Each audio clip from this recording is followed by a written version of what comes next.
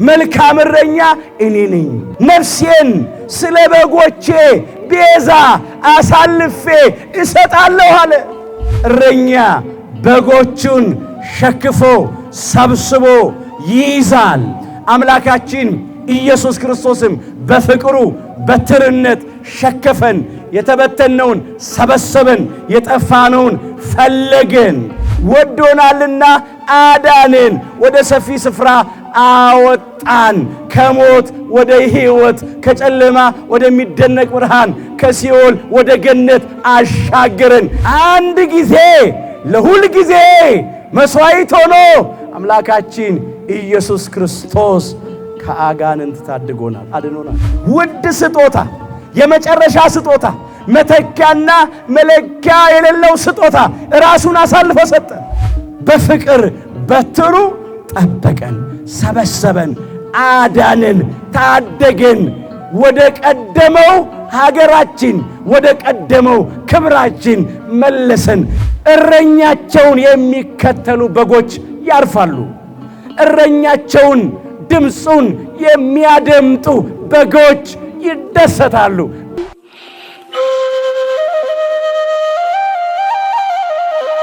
አነ ውእቱ ኖላዊ ኄር፣ ቸር ጠባቂ እኔ ነኝ። የዮሐንስ ወንጌል ምዕራፍ 10 ቁጥር 11 ላይ ኃይለ ቃሉ ተመዝግቦ እናገኘዋለን።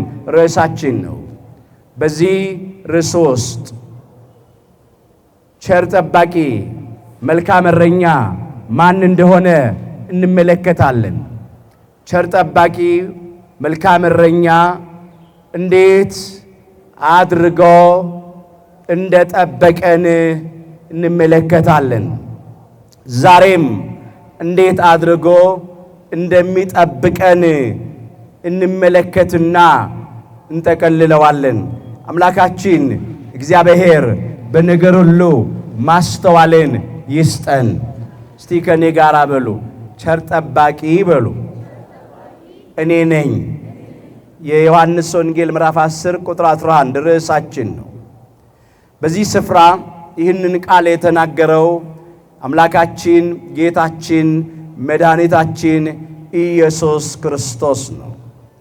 ሁላችን እንደምናውቀው ከቅድስት ሥላሴ አንዱ አካላዊ ቃል እግዚአብሔር ወልድ ከሰማየ ሰማያት ወርዶ ከቅድስተ ቅዱሳን ከድንግል ማርያም ከሥጋዋ ሥጋ ከነፍሷ ነፍስ ነስቶ በተዋሂዶ ከብሮ በቤተልሔም ዋሻ በከብቶች በረት ተወልዶ ቀስ በቀስ በሥጋ አድጎ 30 ዘመን ሲሞላው በዮርዳኖስ መሃል በዮሐንስ እጅ ከተጠመቀ በኋላ ሳይውል ሳያድር ዕለቱኑ ወደ ገዳመ ቆሮንቶስ ገብቶ 40 ቀን 40 ሌሊት ከጾመ ከጸለየ በኋላ ከዲያብሎስ ተፈትኖ ዲያብሎስን ድል አድርጎ ዲያብሎስን ድል የምናደርግበትን ኃይል ለኛ ለልጆቹ ካደለን በኋላ ሕሙማነ ሥጋን በእጁ ታምራት ሕሙማነ ነፍስን በቃሉ ትምህርት እየፈወሰ በሚመላለስበት ዘመን የተናገረው ቃል ነው። አነ ውእቱ ኖላዊ ኄር አለ። ቸር ጠባቂ እኔ ነኝ፣ መልካም እረኛ እኔ ነኝ ነው ያለው። ቸሩ ጠባቂ መልካም እረኛችን አምላካችን ጌታችን መድኃኒታችን ኢየሱስ ክርስቶስ ነው። ለምንድን ነው የመጣው? ለምንድን ነው የተገለጠው? ይህንን እናነሳለን። በመጀመሪያ ቸሩ ጠባቂ መልካሙ እረኛ የመጣው በሥጋ ማርያም በጠባብ ደረት በአጭር ቁመት ተወስኖ የተገለጠው የጠፋነውን አዳምና እኛን ልጆቹን ሊፈልገን ነው፣ ሊያድነን ነው። ይሄ በቅዱሳት መጻሕፍት ውስጥ በብዙ ስፍራ ተመዝግቧል። ራሱ አምላካችን ኢየሱስ ክርስቶስ እንዲህ አለ። እስቲ በሉ የሰው ልጅ በሉ የጠፋውን ሊፈልግና ሊያድን መጥቷል። የሉቃስ ወንጌል ምዕራፍ 19 ቁጥር 10 ላይ ተመዝግቧል። የሰው ልጅ አለ አምላካችን ኢየሱስ ክርስቶስ ራሱን ለአምላካችን ለጌታችን ለመድኃኒታችን ለኢየሱስ ክርስቶስ ሁለት ልደት አለው። የመጀመሪያው ልደቱ ወልደ አብ ይባላል። ሁለተኛው ልደቱ ወልደ ማርያም ይባላል። የመጀመሪያው ልደቱ ዓለም ሳይፈጠር ዘመን ሳይቆጠር ያለ እናት ከአባት ብቻ የተወለደው ልደቱ ነው። ወልደ አብ ተብሎ የሚጠራው ለዚህ ነው። ለእግዚአብሔር አብ ተቀዳሚ ተከታይ የሌለው አንድያ ልጁ ነው። በባህሪ የሚተካከለው በመልክ የሚመስለው ልጁ ነው። የበኩር ልጁ ነው። ወልደ እግዚአብሔር ሕያው ተብሎ ይጠራል። ሁለተኛው ልደቱ በድኅረ ዓለም ከ5500 ዘመን በኋላ አዳምና እኛ ልጆቹን ስለማዳን ያለ አባት ያለ ወንድ ዘር ከእናት ብቻ የተወለደው ልደቱ ነው። ቃል ሥጋ ሆኗል። አምላክ ሰው ሆኗል። ከቅድስተ ቅዱሳን ከድንግል ማርያም ከሥጋዋ ሥጋ ከነፍሷ ነፍስ ነስቶ በተዋሂዶ ከብሮ ስለተወለደ ለቅድስተ ቅዱሳን ለድንግል ማርያምም ተቀዳሚ ተከታይ የሌለው አንድያ ልጇ ነው። የበኩር ልጇ ነው። በሥጋ ወልዳ የሰጠችን ማለት ነው። የሰው ልጅ የተባለው ከዚህ የተነሳ ነው። አምላክ ሰው ሆኗልና፣ ቃል ሥጋ ሆኗልና። የሰው ልጅ ሰው ስለሆነ የአምላክም ልጅ አምላክ ስለሆነ ሁለት ልደት አለው። ወልደ አብ በመለኮቱ ወልደ ማርያም በትስብእቱ። ለእግዚአብሔር አብ ልጁ ነው ስንል የባህሪ ልጁ ነው በመለኮት። ለቅድስተ ቅዱሳን ለድንግል ማርያም ልጇ ነው ስንል በትስብእት ነው፣ በሥጋ ነው ወልዳ የሰጠችን።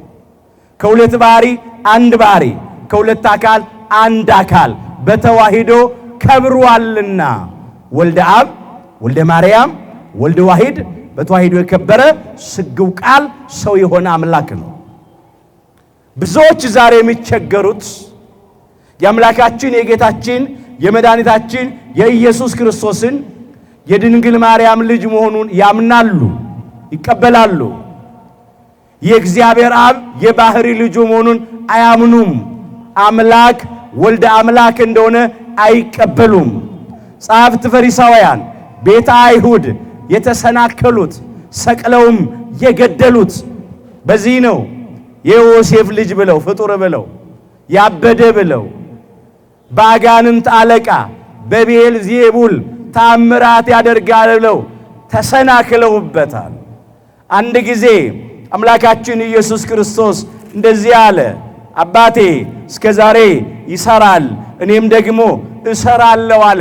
የዮሐንስ ወንጌል ምዕራፍ 5 ቁጥር 17 ጀምሮ የተመዘገበ ኃይለ ቃል ነው። ያንን ከ38 ዓመት ጀምሮ በደዌ ዳኛ በአልጋ ቁራኛ እንደ ትኋን ተጣብቆ ይኖር የነበረውን ሰው ተነሳና አልጋህን ተሸክመ ሂድ ብሎ ከፈወሰው በኋላ የተናገረው ቃል ነው።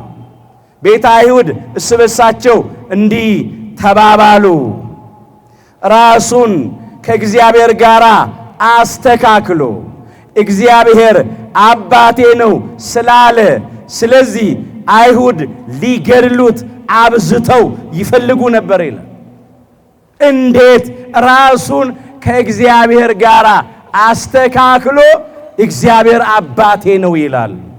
አምላክ ወልደ አምላክ ነኝ ይላል ብለው ነው የተሰናከሉት። አንዱ ሰቅለው የገደሉበት ምክንያት ይሄ ነው። እሱ ግን ያልሆነውን አይደለም የተናገረው፣ የሌለውን አይደለም። የእግዚአብሔር አብ የባህሪ ልጁ ነው። ተቀዳሚ ተከታይ የሌለው አንድያ ልጁ ነው። በባህሪ የሚተካከለው በመልክ የሚመስለው ልጁ ነው። ቅድስተ ቅዱሳን ድንግል ማርያም ወልዳ የሰጠችን እግዚአብሔር ወልድ ኢየሱስ ክርስቶስን ነው። እስቲ ከኔ ጋር በሉ ካንቺ የሚወለደው በሉ ቅዱሱ የእግዚአብሔር ልጅ ነው። የሉቃስ ወንጌል ምዕራፍ 1 ቁጥር 35 ካንቺ የሚወለደው አለ ሊቀ መላእክት ቅዱስ ገብርኤል ለቅድስተ ቅዱሳን ለድንግል ማርያም ባበሰራት ጊዜ ካንቺ የሚወለደው ከሥጋሽ ሥጋ ከነፍስሽ ነፍስ ነስቶ ባንቺ ባህሪ ካንቺ የሚወለደው ቅዱሱ የእግዚአብሔር ልጅ ነው። ቅዱስ ቅዱስ ቅዱስ ተብለው ከሚመሰገኑት ከቅድስት ሥላሴ አንዱ አካል እግዚአብሔር ወልድ ነው አለ። ስለዚህ ቅድስተ ቅዱሳን ድንግል ማርያም ወልዳ የሰጠችን ወልደ እግዚአብሔርን ነው፣ አካላዊ ቃልን ነው። አባቴ እስከ ዛሬ ይሰራል እኔም ደግሞ እሰራለሁ ቢል ይገባዋል። እሱ የእግዚአብሔር አብ የባህሪ ልጁ ስለሆነ ክብር ምስጋና ለአምላካችን ለእግዚአብሔር ይሁን። አይሁድ አልተቀበሉም። ዛሬም ብዙዎች የማይቀበሉ አሉ። በተለይም የሰው ልጅ የሚለውን ቃል ይዘው ፍጡር ነው ብለው የተሰናከሉ አሉ። እግዚአብሔር ሁላችንንም ከመሰናክል ያድነን። በኔ የማይሰናከለ ሁሉ ብፁዕ ነው ብሏል ራሱ አምላካችን ኢየሱስ ክርስቶስ በማቴዎስ ወንጌል ምዕራፍ 11 ቁጥር 6 ላይ። ብዙዎች ተሰናክለዋል። ፈጣሪ አምላክ ኢየሱስ ክርስቶስን ፍጡር ብለው፣ ተለማኙን አምላክ ለማኝ ብለው፣ ተማላጁን አምላክ አማላጅ ብለው፣ የዘላለምን አምላክ ሺህ ዓመት ገዝቶ ስልጣኑን ለአባቱ ያስረክባል ብለው፣ ከነቢይ ያነሰ ነቢይ ነው ብለው የነቢያትን ፈጣሪ ከአዳም ጋር እኩል ነው ብለው ሚዛን ላይ ያቆሙ ተሰናክለዋል።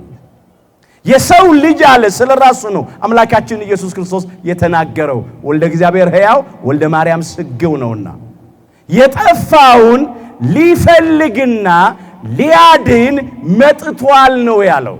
የሉቃስ ወንጌል ምዕራፍ 19 ቁጥር 10 ላይ የተመዘገበ ይልቃል።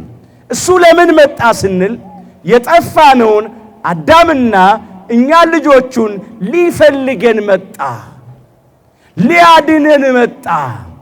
አንዱ የጠባቂ የእረኛ ስራው የጠፋውን መፈለግ ነው። ይሄንን ነው በመጀመሪያ የምናየው። ጠፍተን ነበረ። በኃጢአት ምክንያት አዳምና እኛ ልጆቹ ጠፍተን ነበረ። በመርገመ ሥጋ በመርገመ ነፍስ፣ በሞተ ሥጋ በሞተ ነፍስ፣ በርደተ መቃብር በርደተ ሲኦል ተይዘን ነበር። በሥጋ ሞቶ ወደ መቃብር መውረድ፣ በነፍስ ሞቶ ወደ ሲኦል መውረድ ተፈርዶብን ነበር። የሞት ሞት ማለት ነው። ማንም ከዚህ ሊያድነን አልተቻለውም ነበር። ጠላት ዲያብሎስ ከቤታችን ከገነት ሰርቆ ወስዶን ነበር። ከአምላካችን ከእግዚአብሔር ለይቶን ነበረ። እዚሁ ዮሐንስ ወንጌል ምዕራፍ 10 ቁጥር 10 ላይ እንዲህ ብሏል አምላካችን ኢየሱስ ክርስቶስ። ሌባው አለ ሊሰርቅ፣ ሊያርድ፣ ሊያጠፋ እንጂ ስለሌላ አይመጣም አለ። ሌባው ያለው ሰይጣን ዲያብሎስን ነው። በመጀመሪያ የሴቲቱን ልብ ሰረቀ። ከዚያም ሴቲቱ ስትወድቅ አዳምም አብሮ ወደቀ። የተታለለ አዳም አይደለም ይላል። ሴቲቱ ግን ተታላ በመተላለፍ ወደቀች ይላል አንደኛ ጢሞቴዎስ ምዕራፍ 2 ቁጥር 14 ላይ። ዲያብሎስ የልብ ሌባ ነው። አዳምና ሔዋንን ከገነት ከመስረቁ ከማስወጣቱ አስቀድሞ የሴቲቱን ልብ ነው የሰረቀው። አታለላት፣ አባበላት፣ ተወሰደች፣ ተታለለች። አምላካችን እግዚአብሔር ሁላችንን ከልብ ሌባ ይሰውረን። ገነት ውስጥ ገብቶ ዲያብሎስ በእባብ ላይ አድሮ አዳምና ሔዋንን ሰርቆ ነበር። ዛሬም አንዳንዶች የገነት አምሳል ወደኖቹ ወደ ቤተ ክርስቲያን ገብተው የሰውን ልብ እየሰረቁ ስንቱን አስወጥተውታል። ስንቱን ነጥቀው ወስደዋል። ሌባው አለ ሊሰርቅ ነው የሚመጣው፣ ሊያርድ፣ ሊገድል፣ ሊያጠፋ ነው የመጣው። ዓላማው ይሄ ስለሆነ ሁልጊዜ የሰይጣን ሥራ ይሄ ነው። ዲያብሎስ ከመጀመሪያ ሐሰተኛ የሐሰት አባት ነው፣ ነፍሰ ገዳይ ነው። በዮሐንስ ወንጌል ምዕራፍ 8 ቁጥር 44 ላይ አምላካችን ኢየሱስ ክርስቶስ እንዲህ ብሎ ተናግሯል። እናንተ ከአባታችሁ ከዲያብሎስ ናችሁ፣ የአባታችሁንም ምኞት ልታደርጉ ትወዳላችሁ። እሱ ከመጀመሪያ ሐሰተኛ የሐሰት አባት ነው፣ ከመጀመሪያ ነፍሰ ገዳይ ነው ያለው። በእባብ ላይ አድሮ አዳምና ሔዋንን አስቷል፣ አታሏል። ሐሰተኛ የሐሰት አባት ስለሆነ አዳምና ሔዋንን ገድሏል። በሥጋ ብቻ አይደለም በነፍስ ጭምር ገድሏል። እኛንም ልጆቻቸውን ገድሎን ነበረ። የሞት ሞት ነበረብን። ገዳይ ነው፣ አራጅ ነው፣ አጥፊ ነው እሱ። ለዚህ ነው የሚመጣው። እሱ ከመጀመሪያ ነፍሰ ገዳይ ነው አለ። በቃየል ላይ አድሮ አቤልን ያስገደለ ዲያብሎስ ነው። ዛሬም በቃየናውያን ላይ እያደረ አቤላውያንን የዋሆቹን የሚያስገድል ያ ነፍሰ ገዳዩ ጥንተ ጠላታችን ሰይጣን ዲያብሎስ ነው። ሌባው አለ ሊሰርቅ፣ ሊያርድ፣ ሊያጠፋ እንጂ ስለሌላ አይመጣም አለ። እኔ ግን አለ አምላካችን ኢየሱስ ክርስቶስ ሕይወት እንዲሆንላቸው እንዲበዛላቸው መጣሁ አለ። እሱ የመጣው ሕይወት እንዲሆንልን ነው፣ እንዲበዛልን ነው። የጠፋነውን ሊፈልግ መጣ፣ ሊያድነን መጣ። ትንቢተ ሕዝቅኤል ምዕራፍ 34 ቁጥር 11 ጀምሮ የተመዘገበውን እንመልከት። ጌታ እግዚአብሔር እንዲህ ይላልና እነሆ እኔ ራሴ በጎቼን እሻለሁ አለ፣ እፈልግም አለሁ። እረኛ በተበተኑት በጎች መካከል ባለ ጊዜ መንጋውን እንደሚፈልግ እንዲሁ በጎቼን እፈልጋለሁ። በደመናና በጨለማ ቀን ከተበተኑት ስፍራ ሁሉ አድናቸዋለሁ፣ ከአሕዛብም ዘንድ አወጣቸዋለሁ፣ ከአገሮችም እሰበስባቸዋለሁ፣ ወደ ገዛ አገራቸውም አመጣቸዋለሁ ብሎ ነበር። እረኛ በመንጋው መካከል በጎቹን እንደሚፈልግ እኔም በጎቼን እፈልጋለሁ አለ። ለጊዜው ለእስራኤል ዘሥጋ ተነግሯል ይሄ ቃል። ምስጢሩ ግን እንደዚህ ነው። እስራኤል ዘሥጋ የአዳምና የኛ የልጆቹ ምሳሌዎች ናቸው። ናቡከደነጾርና ሰራዊቱ ባቢሎናውያን አሕዛብ የዲያብሎስና የሰራዊቱ የአጋንንት ምሳሌዎች ናቸው። ባቢሎን የሲኦል ምሳሌ ናት። እስራኤል ከሀገራቸው ከኢየሩሳሌም ተሰደው ባቢሎን እንደወረዱ እኛ ደግሞ ከሀገራችን ከገነት ተሰደን ሲኦል ወርደን ነበር። አጋንንት ይጫወቱብን ነበረ። እረኛ በመንጋው መካከል በጎቹን እንደሚፈልግ አለ። እኔም በጎቼን እፈልጋለሁ አለ። ፈለገን። የሰው ልጅ የጠፋውን ሊፈልግና ሊያድን መጥቷል ማለት ይሄ እኮ ነው። ከአሕዛብም እጅ አድናቸዋለሁ አለ። በአሕዛብ ከተመሰሉት ከአጋንንት እጅ ሊያድነን መጥቷልና ወደ ገዛ አገራቸው እመልሳቸዋለሁ፣ አመጣቸዋለሁ አለ። ከሲኦል ወደ ገነት መለሰን። የጠበቀን የገዛን በፍቅሩ በትር ነው። እረኛ በጎቹን የሚጠብቀው በበትር ነው። በትሩ መጀመሪያ የፍቅር በትር ነው። እንደዚህ ተብሎ ተጽፏል። አሕዛብንም ሁሉ በብረት በትር ይገዛቸው ዘንድ ያለውን ልጅ ወንድ ልጅ ወለደች ይላል ራዕየ ዮሐንስ ምዕራፍ 12 ቁጥር 5 ላይ ቅድስተ ቅዱሳን ንጽሕተ ንጹሐን ብጽሕተ ብፁዓን ድንግል ማርያም አሕዛብን ሁሉ አዳምና ልጆቹን ሁሉ በፍቅር በትር የገዛንን አምላካችን ኢየሱስ ክርስቶስን ወለደችልን። በትሩ የፍቅር ምሳሌ ነው። በበትሩ እረኛ በጎቹን ሸክፎ ሰብስቦ ይይዛል። አምላካችን ኢየሱስ ክርስቶስም በፍቅሩ በትርነት ሸከፈን። የተበተነውን ሰበሰበን፣ የጠፋነውን ፈለገን። ከሰማየ ሰማያት የወረደው ከቅድስተ ቅዱሳን ከድንግል ማርያም የተወለደው በፍቅር ተስቦ ነው። የፈለገንም በፍቅር ነው። ሳንወደው አስቀድሞ ወዶን ፈለገ። በገዛ ፈቃዱ ወዶን ፈለገን። የሚወደድ አንዳች ነገር ሳይኖረን እንዲያው ወዶን ፈለገን። ኃጢአተኞች ሳለን እንኳን ወዶን ፈለገን። ጠላቶቹ ሳለን እንኳን ወዶን ፈለገን። እየጠላ ነው እኮ የወደደን። በዘላለም ፍቅሩ ወደደን። ወረት በሌለበት በማይቀዘቅዝ በጥላቻ በማይለወጥ ፍቅሩ ወደደን። ስለወደደንም አዳነን። ክቡር ዳዊት እንደዚህ አለ፣ ወዶኛልና አዳነኝ አለ። መዝሙር 17 ቁጥር 19 ላይ ወዶኛልና አዳነኝ፣ ወደ ሰፊም ስፍራ አወጣኝ አለ። ወዶናልና አዳነን፣ ወደ ሰፊ ስፍራ አወጣን።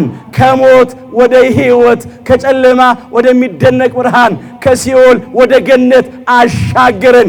እስራኤልን ከባቢሎን ወደ ኢየሩሳሌም እንደመለሰ፣ ከናቡከደነጾርና ከሰራዊቱ እንደታደገ እንዳዳነ፣ እኛንም ከዲያብሎስና ከሰራዊቶች አዳነን። የጠፋነውን ፈለገ፣ ለሞትነውም ሕይወት ሰጠ። በሞቱ ሞታችንን ሻረ፣ በትንሣኤው ትንሣያችንን አበሰረልን። ክብር ምስጋና ለአምላካችን ለጌታችን ለመድኃኒታችን ለኢየሱስ ክርስቶስ ይሁን። እንዲህ ነው የሆነልን አምላካችን። አነ ውእቱ ኖላዊ ኄር አለ። ቸር ጠባቂ እኔ ነኝ አለ። መልካም እረኛ እኔ ነኝ። ቸር ጠባቂ እኔ አለ አምላካችን ኢየሱስ ክርስቶስ። መልካም እረኛው እኔ አለ። ነፍሴን ስለ በጎቼ ቤዛ አሳልፌ እሰጣለሁ አለ። አሳልፎ ሰጠ። ውድ ስጦታ፣ የመጨረሻ ስጦታ፣ መተኪያና መለኪያ የሌለው ስጦታ ራሱን አሳልፎ ሰጠ። የምንመካበት ምንም ነገር የለም። ያዳነን ስለወደደን ነው። ፍቅሩ ይሄንን አደረገ። ቸር ጠባቂ እኔ ነኝ ሲል አሁንም የሚጠብቀን በፍቅሩ በትር ነው። ይወደናል። ወዶናል ብቻ አይደለም፣ ይወደናል። አሁንም ይጠብቀናል። የማንንም ጥፋት አይፈልግም። በማንም ሞት እግዚአብሔር አይደሰትም። አስቀድሞ ከከፈለው ዋጋ በላይ ደግሞ አሁን አይከፍልም። የመጣው ጠባቂ፣ ቸሩ ጠባቂ፣ መልካሙ እረኛ አምላካችን ኢየሱስ ክርስቶስ ነፍሱን አሳልፎ ሊሰጥ ነው የመጣው። ፍቅር ከሚገለጥበት መገለጫዎች መካከል አንዱ ስጦታ ነው። የኛ አምላክ ፍቅሩን የገለጠው ደግሞ ቅዱስ ሥጋውን ቆርሶ ሰጥቶን ነው። ክቡር ደሙን አፍስሶ ሰጥቶን ነው። ነፍሱን ለመስቀል ሞት አሳልፎ ሰጥቶን ነው። ይህ ቸር ጠባቂ የሚበላ የሕይወት ምግብም ሆኗል። የሚጠጣ የሕይወት መጠጥም ሆኗል። ቸር ጠባቂ እረኛ ብቻ አይደለም፣ በጉም ራሱ ነው። ራእየ ዮሐንስ ምዕራፍ 7 ቁጥር 17 ላይ ተመዝግቧል። በዙፋኑ መካከል ያለው በጉ እረኛቸው ነው አለ። አምላካችን ጌታችን መድኃኒታችን ኢየሱስ ክርስቶስ በግም ነው እረኛም ነው። ሁለቱንም ነው የሆነው። ስለሌላ በግ አይደለም፣ ስለሌላ እረኛ ወይም ጠባቂ የተነገረ አይደለም። አምላካችን ጌታችን መድኃኒታችን ኢየሱስ ክርስቶስን ነው በጉ እረኛቸው ነው ብሎ እዚህ ላይ የመዘገበው። መቼስ በግ ነው እንጂ ጠባቂ መሆን አይችልም። ተጠባቂ ነው። እረኛ ጠባቂ ደግሞ እረኛ ጠባቂ ነው እንጂ በግ መሆን አይችልም። የኛ አምላክ ግን ሁለቱንም ሆኖ ነው የጠበቀን፣ ሁለቱንም ሆኖ ነው ያዳነን። ይህንን እናነሳለን። በግ ያለው በበግ የመሰለው የዋሁን በግ፣ ትሑቱን በግ፣ የቀራንዮን በግ፣ የእግዚአብሔርን በግ አምላካችን ኢየሱስ ክርስቶስን ነው። መጥምቀ መለኮት ቅዱስ ዮሐንስም መስክሮለታል። በዮሐንስ ወንጌል ምዕራፍ 1 ቁጥር 29 ላይ በነጋው ይላል ኢየሱስ ክርስቶስ ወደ እርሱ ሲመጣ አይቶ እንዲህ አለ መጥምቁ ዮሐንስ፣ ነዋ በጉ ለእግዚአብሔር ዘያትት ወያሴስል ኃጢአት ዓለም አለው። የዓለምን ኃጢአት የሚያስተሰርይና የሚያስወግድ የእግዚአብሔር በግ እነሆ ብሎ መሰከረለት። በግ በየዋህነቱ ታርዶ እንደሚበላ አምላካችን ኢየሱስ ክርስቶስ በየዋህነቱ ተሰውቶ ቅዱስ ሥጋውን ቆርሶ ብሉኝ አለ፣ ክቡር ደሙን አፍስሶ ጠጡኝ አለ። የሚበላ የሕይወት ምግብ፣ የሚጠጣ የሕይወት መጠጥ ሆነልን። እኔ ሕይወት እንዲሆንላቸው እንዲበዛላቸው መጣሁ ማለት እኮ ይሄ ነው። በልታችሁ ሞታችኋል። የዕፀ በለስን ፍሬ በልተን ሞተን ነበር። አሁን ደግሞ ቅዱስ ሥጋዬን በልታችሁ ክቡር ደሜን ጠጥታችሁ በሕይወት ኑሩ ሲል ሥጋውን ቆርሶ ደሙን አፍስሶ ሰጠን። በልታችሁ ከኔ እንደተለያችሁ አለ አምላካችን ጌታችን መድኃኒታችን ኢየሱስ ክርስቶስ። ሥጋዬን በልታችሁ ደሜን ጠጥታችሁ ከኔ ጋር አንድ ሁኑ አለ። በልታችሁ ከገነት እንደወጣችሁ እንደተባረራችሁ ደግሞ በልታችሁ ጠጥታችሁ ሥጋው ደሙን ማለት ነው በገነት ኋላም በመንግሥተ ሰማያት ለዘላለም በሕይወት ኑሩ አለ። ሕይወት እንዲሆንላቸው እንዲበዛላቸው መጣሁ። በግ በየዋህነቱ እንደሚሰዋ አምላካችን ኢየሱስ ክርስቶስ በየዋህነቱ መሥዋዕት ሆኖ ቀረበ። ሌላው በግ ያለው በብሉይ ኪዳን ለኃጢአት ስርየት መሥዋዕት ሆነው ይቀርቡ ከነበሩት እንስሳት መካከል አንዱ የበግ ጠቦት ነው። የሐዲስ ኪዳኑ መሥዋዕት ደግሞ የቀራንዮ በግ፣ የእግዚአብሔር በግ፣ የዋሁ በግ፣ ትሑቱ በግ አምላካችን ጌታችን መድኃኒታችን ኢየሱስ ክርስቶስ ነው። ኦሪት በእንስሳት ደም ተመረቀች። ወንጌል በክርስቶስ ደም ተመረቀች። ብሉይ ኪዳን የብሉይ ኪዳኑ ሥርዓት በእንስሳት ደም ተሰራ። የሐዲስ ኪዳኑ ሥርዓት በክርስቶስ ደም ተሰራ ተመሰረተ። ኢየሱስ ደግሞ አለ በገዛ ደሙ ሕዝቡን እንዲቀድስ ከበር ውጪ መከራን ተቀበለ ይላል ዕብራውያን ምዕራፍ 13 ቁጥር 12 ላይ። አሁን በአዲስ ኪዳን የእንስሳት መሥዋዕት የፍሪዳ፣ የወይፈን፣ የጊደር፣ የአውራ ፍየል፣ የጠቦት፣ የርግብ መሥዋዕት አያስፈልግም። መሥዋዕቱ አምላካችን ጌታችን መድኃኒታችን ኢየሱስ ክርስቶስ ነው። ይሄንን ነው ያየው። በጉ አለ ጠባቂያቸው ነው። በጉ እረኛቸው ነው። ይህ በግ ጠባቂያችንም ነው። ሲጠብቀን በፍቅር ራሱን መሥዋዕት አድርጎ አቅርቦ ነው። እንዲህ አድርጎ ጠበቀን። ማን ነው እየተበላ በጎቹን የሚጠብቅ? ማን ነው እየተጠጣ በጎቹን የሚጠብቅ? የትኛው ጠባቂ? የትኛው እረኛ? ታይቶም ተሰምቶም አይታወቅም።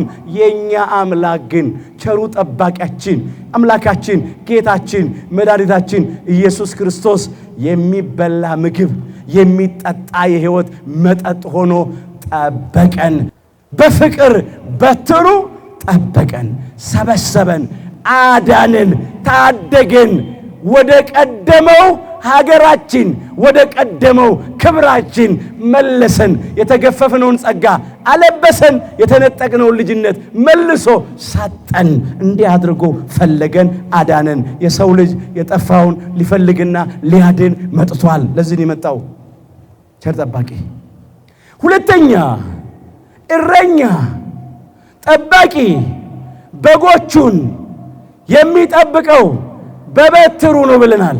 በበትሩ ሲጠብቅ በጎቹ በአራዊት እንዳይበሉ፣ ተኩላዎች በጎቹን እንዳይነጥቋቸው በትሩን ይይዛል። እንደዚህ ተብሎ ተጽፏል። የዳዊት መዝሙር 2 ቁጥር 9 ላይ በብረት በትር ትጠብቃቸዋለህ ይላል። በብረት በትር በቆሙ የብረት በትር ይዟል ማለት አይደለም። በብረት በትር የተመሰለ ጽኑ ስልጣኑ ነው። የኃያላን ኃያል ነው። የጌቶች ጌታ ነው። የአማልክት አምላክ ነው። የነገሥታት ንጉሥ ነው። ከሱ እጅ የሚነጥቀን የሚወስደን ማንም የለም። እሱ ነው የጠበቀን። ዛሬም እሱ ነው የሚጠብቀን። በጽኑ ኃይሉ ስልጣኑ ጠበቀን። እንደዚህ ተብሎ እንደተመዘገበ ትንቢተ ሕዝቅኤል ምዕራፍ 34 ቁጥር 28 ላይ መመልከት ይቻላል። የምድር አራዊት ለዘላለም አይበሏቸውም። አራዊቱ አጋንንት ናቸው። በልተውን ነበረ፣ ውጠውን ነበረ። ለ5500 ዘመን የዲያብሎስና የሰራዊቱ መጫወቻ ሆነን ነበረ። አምላካችን ኢየሱስ ክርስቶስ ራሱ በአሕዛብ ከተመሰሉት ከዲያብሎስና ከሰራዊቱ እጅ አዳነን። የምድር አራዊት አይበሏቸውም፣ ተዘለውም ይቀመጣሉ፣ የሚያስፈራቸውም የለም። የሚያስፈራን የለም፣ የሚያስደነግጠን የለም። ከዚህ በኋላ አምላካችን ጌታችን መድኃኒታችን ኢየሱስ ክርስቶስ እኛን ካዳነን በኋላ ቤዛ መስዋዕት ከሆነልን በኋላ በዕለተ ዓርብ በዕፀ መስቀል ላይ ተሰቅሎ ዲያብሎስንና ሰራዊቱን ከስልጣናቸው ከሻረ በኋላ ካለቅነት ከገፈፋቸው በኋላ የአመፃን መዝገብ ከገለበጠ የሞት መውጊያ ከሰበረ ጠላት ዲያብሎስና ሰራዊቱን ከመንገዳችን ላይ በመስቀሉ ጠርቆ ካስወገደልን በኋላ በእኛ ላይ አጋንንት አራዊት ስልጣን የላቸውም። የምድር አራዊት አይበሏቸውም፣ ተዘለውም ይቀመጣሉ፣ ለንጥቂያም አይሆኑም አለ። እንዲህ አድርጎ ነው የጠበቀን። እረኛ በጎቹን ሲጠብቅ በነፍሱ ይወራረዳል፣ ይታገላል፣ ዋጋ ይከፍላል። አምላካችን ኢየሱስ ክርስቶስ እኛን ሲጠብቀን ውድ ዋጋ ከፍሏል። የሕይወት ዋጋ ነው የከፈለው። እንዲህ አድርጎ ነው ያዳነን። አሁን ዲያብሎስንና ሰራዊቱን እኛ በራሳችን ላይ ካላሰለጠናቸው በስተቀር አጋንንት በእኛ ዘንድ ስልጣን የላቸው። ለምን? አንድ ጊዜ ለሁል ጊዜ መስዋዕት ሆኖ አምላካችን ኢየሱስ ክርስቶስ ከአጋንንት ታድጎናል፣ አድኖናል። አይዟችሁ፣ አትፍሩ፣ አትደንግጡ፣ አትጨነቁ፣ አትታወኩ። ለምን? የሚጠብቀን እግዚአብሔር አይተኛም፣ አያንቀላፋም። እግዚአብሔር ጠባቂዬ ነው፣ እግዚአብሔር እረኛዬ ነው አይደል ያለው ቅዱስ ዳዊት። እግዚአብሔር ጠባቂያችን ነው፣ እግዚአብሔር ታዳጊያችን ነው። ሲጠብቀን አይተኛም። የሚጠብቅ እግዚአብሔር አይተኛም፣ አያንቀላፋም ይላል። እግርህንም ለመናወጥ አይሰጠውም ይላል መዝሙር 120 ቁጥር 3 ጀምሮ። እኛ እንድንጠበቅ ሆነን እንኑር እንጂ እግዚአብሔር አያሳልፎ አይሰጠንም፣ ይጠብቀናል። ከአእምሮ በላይ በሆነ ነገር ይጠብቀናል። በእውነት አሁንም አምላካችን እግዚአብሔር ሁላችንን በስልጣኑ በኃይሉ ይጠብቀን። ጠላቶቻችን ረቂቃን ናቸው፣ አጋንንት ረቂቃን ናቸው፣ ይፈታተኑናል። ከእግዚአብሔር ሊለዩን፣ ከቤተ ክርስቲያን ሊያወጡን፣ ለዘላለም ሞት ሊዳርጉን ይፈልጋሉ። ሊውጡን እንደ አንበሳ ያገሳል ዲያብሎስ። ግን በመጠን እየኖርን እንጠበቅ። ዛሬም አምላካችን እግዚአብሔር ሊጠብቀን የታመነ አምላክ ነው። ቅዱስ ጴጥሮስ እንደዚህ ብሎ መዝግቧል። አንደኛ ጴጥሮስ ምዕራፍ 5 ቁጥር 8 ላይ እንመልከት። በመጠን ኑሩ ይላል፣ ንቁም ይላል። ባላጋራችሁ ዲያብሎስ የሚጠውን ፈልጎ እንደሚያገሳ አንበሳ ይዞራልና ይላል። በመጠን መኖር፣ ሃይማኖትን አጽንቶ ምግባርን አቅንቶ መኖር፣ በጾም በጸሎት በስግደት ተወስኖ መኖር፣ በመጠን ኑሩ። ለምን? ባላጋራችሁ ዲያብሎስ የሚውጠውን ፈልጎ እንደሚያገሳ አንበሳ ይዞራልና። በሚያገሳ አንበሳ ተመሰለ። ሊውጥ፣ ሊበላ፣ ሊያጠፋ ነው የሚፈልገው ዲያብሎስ። በዓለም ያሉት ወንድሞቻችሁ ያን መከራ በሙሉ እንዲቀበሉ እያወቃችሁ በእምነት ጸንታችሁ ተቃወሙት ይላል። በዓለም ካሉት ብዙዎችን ዲያብሎስ ውጧል፣ በልቷል። መዋጥ መብላት ማለት እኮ ጣዖት ማስመለክ ነው። ማጠራጠር ማስካድ እኮ ነው። በሱ ግብር በሱ ክፉ ሥራ፣ የኃጢአት ሥራ፣ የጨለማ ሥራ፣ የሥጋ ሥራ እንዲመላለሱ ማድረግ እኮ ነው። ብዙዎቹን ውጧል ዲያብሎስ።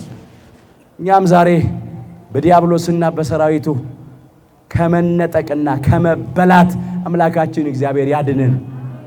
ለንጥቂያ አይሆኑም ተብሏል። የምድር አራዊት አይበሏቸውም ተብሏል። ተዘለው ይቀመጣሉ ተብሏል። የሚያስፈራቸው የሚያስደነግጣቸው የለም ተብሏል። ከእግዚአብሔር ጋር ስንሆን የሚያስደነግጠን የለም። ከእግዚአብሔር ጋር ስንሆን የሚያስፈራን የለም። ከእግዚአብሔር ጋር ስንሆን የሚችለን የለም። ለእግዚአብሔር ምስሌነ መኑ ይክለነ ብሏል ቅዱስ ጳውሎስ። እግዚአብሔር ከኛ ጋር ከሆነ ማን ይችለናል? ሮሜ ምዕራፍ 8 ቁጥር 31 ላይ በራሳችን አቅመ ቢሶች ነን፣ ደካሞች ነን፣ አንችልም። ከእግዚአብሔር ጋር ስንሆን ግን የማይቻለውን እንችላለን። ኃይልን በሚሰጠን በክርስቶስ ሁሉን እንችላለን። በወደደን በእርሱ ከአሸናፊዎች ሁሉ እንበልጣለን የሚለው መጽሐፍ። ስለዚህ እንችላለን ከእሱ የተነሳ። ሌላው እረኛ በጎቹን በሚጠብቅበት ጊዜ በለምለም መስክ ያሳድራል፣ በረፍት ውሃ ይመራል። ከፊት እየቀደመ ለምለሙን መስክ እሱ ያውቃል፣ የረፍቱን ውሃ እሱ ያውቃል። እንዲህ አድርጎ ነው የሚጠብቀው። ሶስተኛ የምናየው ይህንን ነው። አምላካችን ጌታችን መድኃኒታችን ኢየሱስ ክርስቶስ በለምለም መስክ ያሳድረናል፣ በረፍት ውሃ ይመራናል። ክቡር ዳዊት እንደዚህ ብሎ እንደመራ እግዚአብሔር እረኛዬ ነው የሚያሳጣኝም የለም፣ በለምለም መስክ ያሳድረኛል፣ በረፍት ውሃ ዘንድ ይመራኛል ብሏል። መዝሙር 22 ቁጥር 1 ጀምሮ እግዚአብሔር ጠባቂዬ ነው የሚያሳጣኝም የለም። በጥንተ ተፈጥሮ የፈጠረን ካለመኖር ወደ መኖር ያመጣን በእናታችን ማኅፀን የሰወረን በእጆቹ ያበጃጀን በመዳፎቹ የቀረጸን ግሩምና ድንቅ አድርጎ የሰራን እሱ የሚያሳጣን ነገር የለም።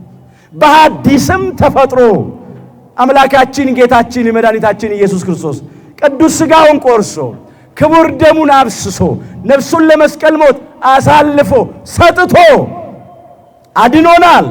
የሚያሳጣን የለም። የሚሻግት እንጀራ፣ ብል የሚበላው ጨርቅ፣ ጤንነት፣ ምድራዊ መጠለያ አያሳጣንም።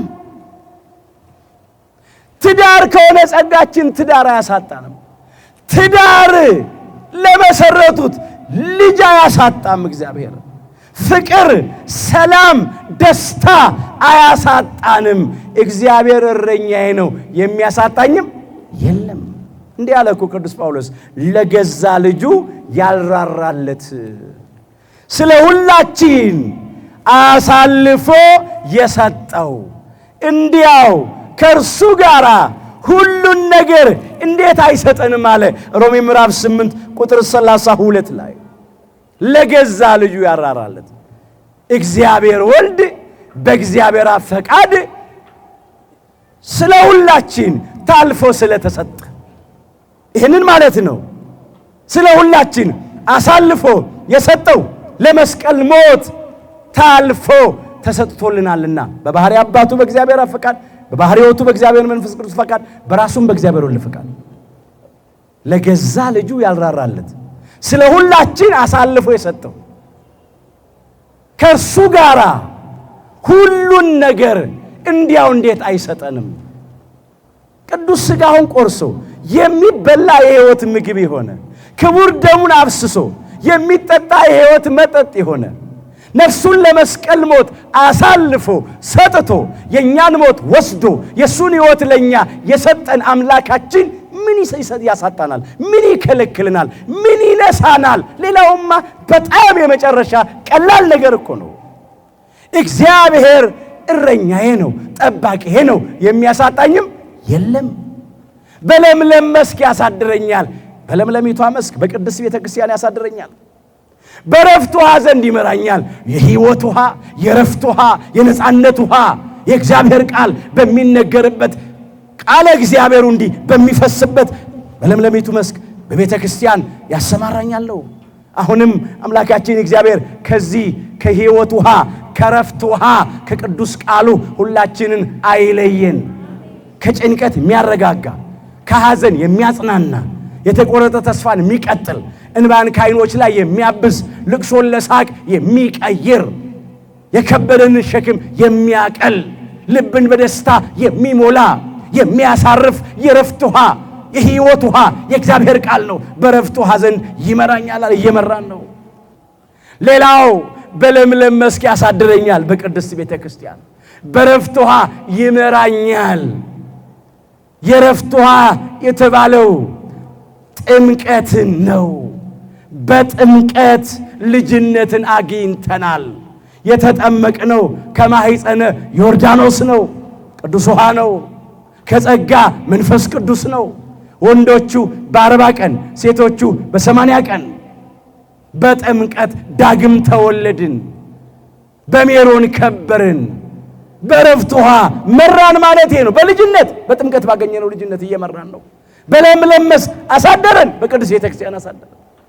ሌላው በለምለም መስክ ያሳድረኛል፣ በረፍት ውሃ ይመራኛል ሲል ለምለም መስክ የሚበላ ረፍት ውሃ የሚጠጣ ያለበት ነው። የሕይወት ምግብ ቅዱስ ሥጋው ያለው እዚህ ነው። የሕይወት መጠጥ ክቡር ደሙ ያለው እዚህ ነው። ከቅድስት ቤተ ክርስቲያን ውጪ ቅዱስ ሥጋው የለም፣ ክቡር ደሙ የለም። ዛሬም የሕይወት ምግብ ቅዱስ ሥጋው ካለባት፣ የሕይወት መጠጥ ክቡር ደሙ ከሚገኝባት ከለምለሚቱ መስክ ከቅድስት ቤተ ክርስቲያን ሁላችንንም አያውጣን። አንዳንዶቹ ከሕይወት ምግብ ከቅዱስ ሥጋው ከሕይወት መጠጥ ከክቡር ደሙ ተለይተው በዓለም ሞተዋል። ሌላው በለምለም መስክ ያሳድረኛል፣ በረፍት ውሃ ዘንድ ይመራኛል ሲል ከሞት በኋላ ባለው ሕይወት ከመቃብር በኋላ ባለው ትንሣኤም ያለውን ደግሞ ዘላለማዊ ረፍት ነው። ቅዱስ ዮሐንስ በራእዩ ይህንን መዝግቦታል። ሃይማኖታቸውን ላጸኑት፣ ምግባራቸውን ላቀኑት፣ ለንስሐ የሚገባ ፍሬ ላፈሩት፣ ትሩፋት ላደረጉት፣ ለተዘጋጁት እንደዚህ ብሎ ተናግሮላቸዋል። ራእየ ዮሐንስ ምዕራፍ 7 ከቁጥር 13 ጀምሮ እናንተ ተመልከቱ፣ እኔ ወረድ ብዬ እመለከተዋለሁ። ቁጥር 15 ጀምሮ አየዋለሁ። ስለዚህ በእግዚአብሔር ዙፋን ፊት አሉ ይላል። በንስሐ ሕይወታቸውን አጥበው ተዘጋጅተው ለክብር የሚበቁትን ነው እንዲህ ብሎ የሚናገረው።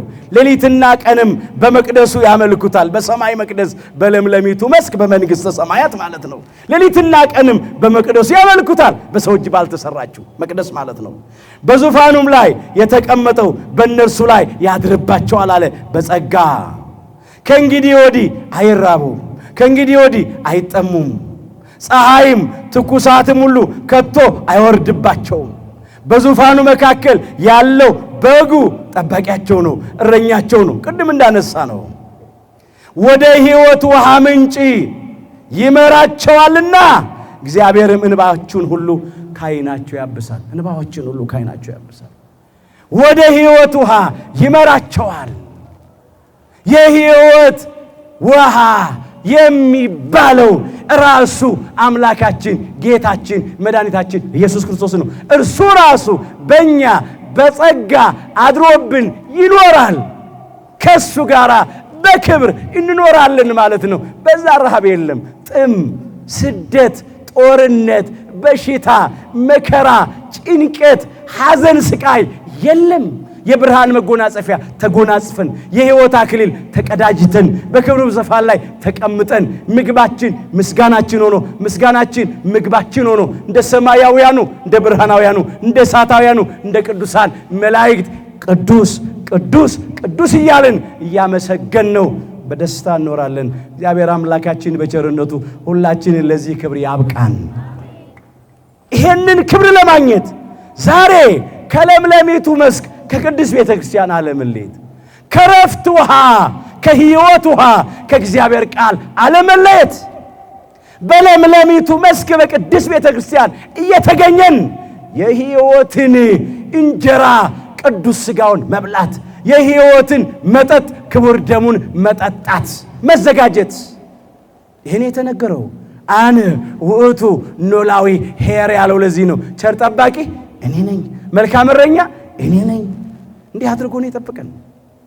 ሌላው እረኛ ጠባቂ በጎቹን የሚጠብቀው አብነት ሆኖ ነው፣ አራያ ሆኖ ነው፣ ምሳሌ ሆኖ ነው፣ ከፊት ከፊት ነው እረኛ በጎቹን የሚመራው።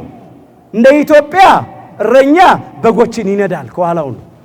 እንደ እስራኤል ግን እረኛ ከበጎቹ ፊት ለፊት ነው የሚሄደው። እረኛ ይመራል፣ መሪ ነው። አንዱ ኃላፊነት አንዱ ስራው መምራት ነው። መንዳት አይደለም፣ መግዛት አይደለም፣ ማስጨነቅ አይደለም። አምላካችን ጌታችን መድኃኒታችን ኢየሱስ ክርስቶስ ቸር ጠባቂ እኔ ነኝ ሲል እየመራ ነው። መምራት አብነት መሆን ነው፣ ምሳሌ መሆን ነው። ፍለጋውን እንድንከተል መስራት የሚገባንን ሁሉ ሰርቶ አሳየን፣ ማድረግ የሚገባንን ሁሉ አድርጎ አሳየን።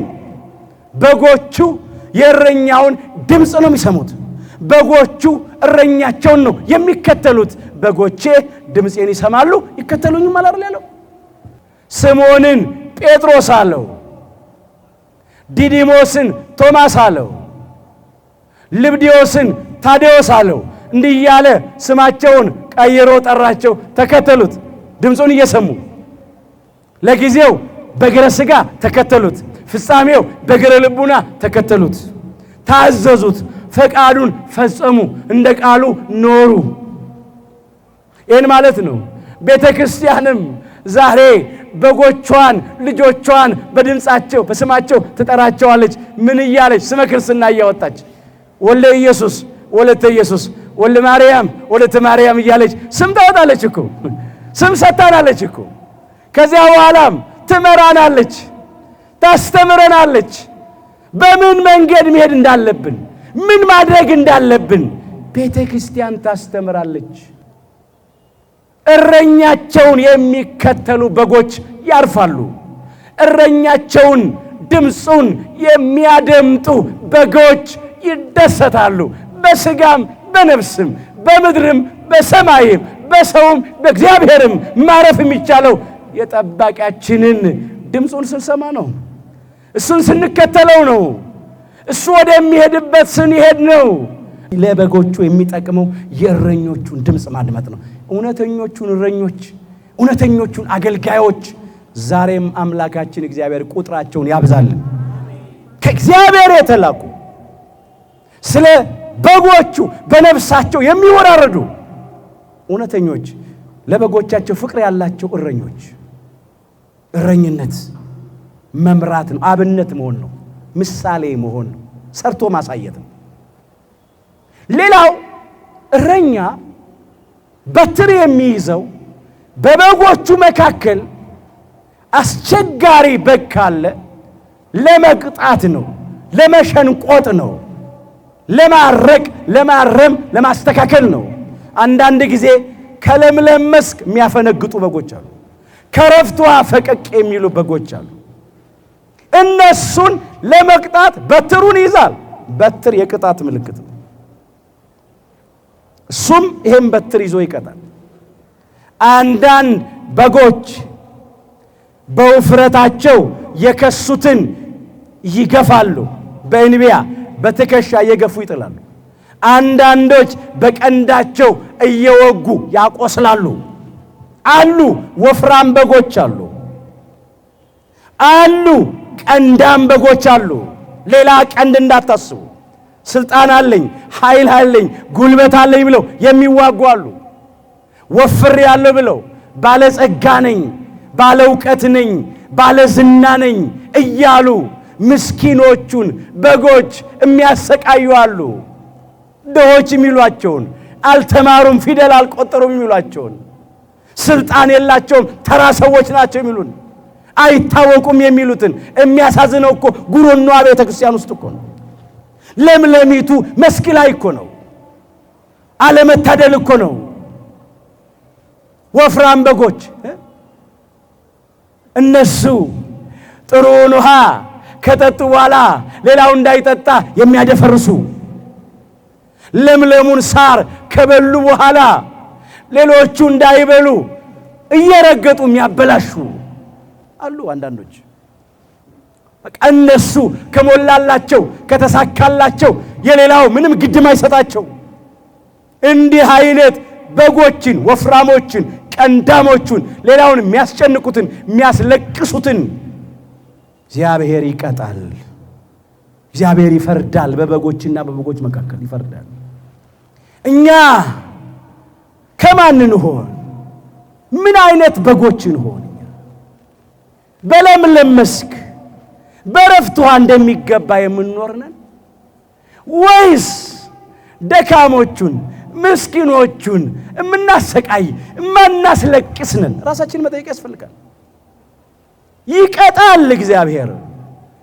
በመጠን እቀጣሃለሁ ያለ ቅጣትም ከቶ አልተውህም ፈጽሞ ግን አላጠፋም ይላል ትንቢተ ኤርምያስ ምዕራፍ 30 ቁጥር 11 ላይ።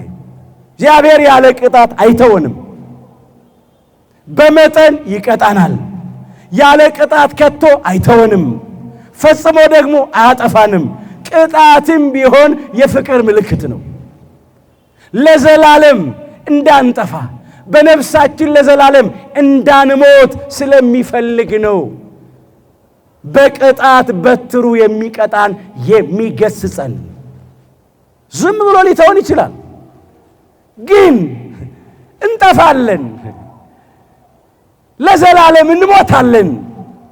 ስለዚህ ይገስጸናል፣ ይቀጣናል። ሲቀጣን ሲገስጸን አናጉረምርም፣ አንመረር። ይልቅስ ተቀተን እንመለስ፣ ንስሐ እንግባ፣ ወደ እግዚአብሔር እንቅረብ፣ የበደልነውን በደል ከኛ እንጣል። እንደዚህ ብሏል ቅዱስ ዮሐንስ በራእዩ ከእግዚአብሔር አግኝቶ የመዘገበው ነው። ራእየ ዮሐንስ ምዕራፍ 3 ቁጥር 19 ጀምሮ የተመዘገበ ኃይለ ቃል ነው። አምላካችን እግዚአብሔር የተናገረው ቃል ነው።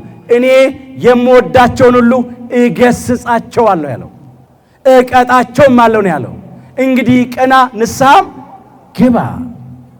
ያለ ስርዓት የምንሄደውን ሊቀጣን ሊገስጸን በትሩን ያነሳል። የሚቀጣን ግን እንዳንጠፋ ነው፣ በነፍሳችን ለዘላለም እንዳንሞት ነው። በትሩ የቅጣት ምልክት ስለሆነ ግን በደስታ እንቀበለው። ከቅዱስ ዳዊት ጋር እንዲህ እንበል፣ ስርዓትን እማር ዘንድ ያስጨነቀኝ ለመልካም ሆነልኝ ነው ያለው መዝሙር 118 ቁጥር 71 ላይ። ስርዓቱን እንድንማር ያስጨንቀናል። እንድንማር ነው። ከርኩሰት እንድንቀደስ፣ ከውድቀት እንድንነሳ፣ ከበደል እንድንመለስ፣ የኃጢአታችንን ስርየት አግኝተን እንድንጸድቅ፣ እንድንድን፣ እንዳንጠፋ ነው። አንዳንድ ጊዜ ቅጣት ደስ ያሰኝ ነው። ለምን እንቀጣለን? ለምን እንገሰጻለን? እንደፈለግን እንመላለስ ምንል ሰዎች አሉ። እንደፈለግን እንሁን። ከቅጣት ይልቅ አንዳንዶቻችን ቢያባብሉን ነው የምንወደው፣ ቢያቆላምጡን ነው የምንወደው። ያልኖርንበትን ሕይወት እየረከስን እንዳንተ ያለ ቅዱስ ማን አለ? ክፉ ሆነን እንዳንተ ያለ ደግ ማን አለ? ጨካኞች ሆነን አንዳንዶቻችን እንዳንተ ያለ የዋህ ማን ነው ብንባል እንመርጣለን። ውዳሴ ከንቱ ምንፈልግ ሰዎች አለን። ይሄ ግን በስጋም በነፍስም ያጠፋናል፣ አይጠቅመንም። ይልቅስ ከክቡር ዳዊት ጋራ ሥርዓትን እንድማር ዘንድ ያስጨነቀኝ ለመልካም ሆነልኝ፣ ለበጎ ሆነልኝ። ተገስጿል፣ ተቀጥቷል፣ ተምሮም ተመልሷል። ከቤርሳቤ ደርሶ በዝሙት ሲረክስ ኦሪዮንን አስገድሎ እጆቹ በንጹሕ ደም ሲታጠቡ እግዚአብሔር ቀጥቶታል። ከዚያ ምን አለ? መገሰጽንስ እግዚአብሔር ገሰጸኝ፣ ለሞት ግን አልሰጠኝም ነው ያለው። መገሰጽን ይገስጻል እግዚአብሔር፣ መቅጣትን ይቀጣል፣ ግን ለዘላለም ሞት አሳልፎ አይሰጠንም። እኛም ስንቀጣ ስንገሰጽ በጸጋ እንቀበል። እግዚአብሔር አምላካችን በእውነት እንድንጠበቅ በቸርነቱ ሁላችንን ይርዳን።